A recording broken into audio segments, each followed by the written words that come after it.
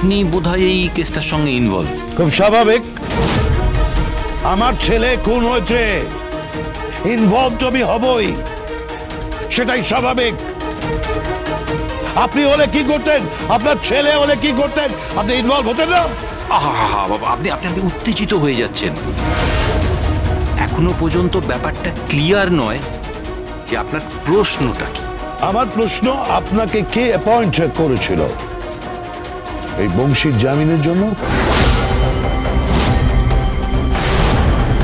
কে আপনাকে ফিস দিয়েছিল বংশীকে জামিন করিয়ে নিয়ে বাইরে আনার?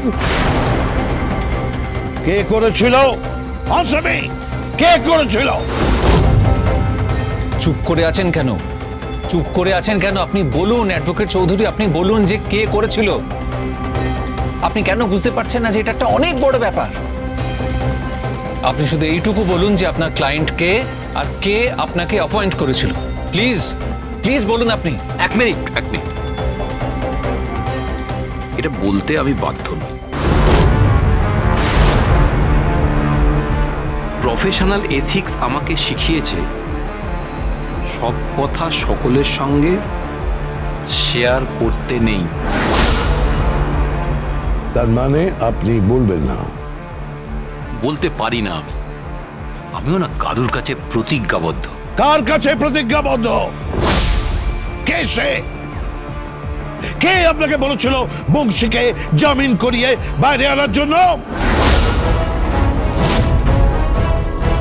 আপনি আন্দাজ করতে পারছেন না বংশী বাইরে আসার পর 12 ঘন্টার মধ্যে বংশী খুন হয়েছে। কি হলো? আপনার চোখের পাতা কাঁপলো না? আপনি চমকালেন না? তাহলে কি আপনি জানতেন যে বংশী খুন হয়েছে?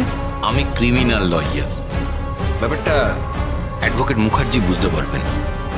রোজ এত খুন এসব কেস হ্যান্ডেল করি না, এই খুন জখম রাহাজানি এগুলো শুনলে চোখের পাতা পড়বে বা মুখে কোনো পরিবর্তন হবে, অতটা জুনিয়র লয়ার আমি নই।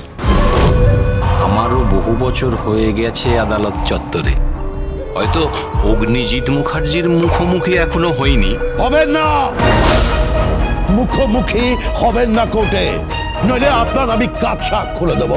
আমি বলে রাখলাম, আমি আপনার নামে মামলা করব, আপনিও এর মধ্যে ইনভলভ। এনিওয়ে, আপনাকে বলতে হবে, আপনাকে বলতে হবে কে আপনার ক্লায়েন্ট, আপনি কেন বংশীকে বার করলেন, আর কেনই বা বংশী খুন হলো। উত্তর দিতে বাধ্য নই আমি। আপনারা ভদ্রভাবে ব্যবহার করুন, নাহলে আমি আপনাকে বার করে দিতে বাধ্য হব। কে বার করে দেবেন আপনি? কাকে বার করে দেবেন? আপনি ওকে চেনেন? কলার ছাড়ুন, না হলে আমি আপনার বিরুদ্ধে মামলা দায়ের করে দেব। আপনি জানেন না, কিন্তু আপনার বড় ভাই জানেন যে বিএনএস এর কোন ধারায় আমি আপনাকে টেনে কোর্টে হাজির করব। কলার ছাড়ুন।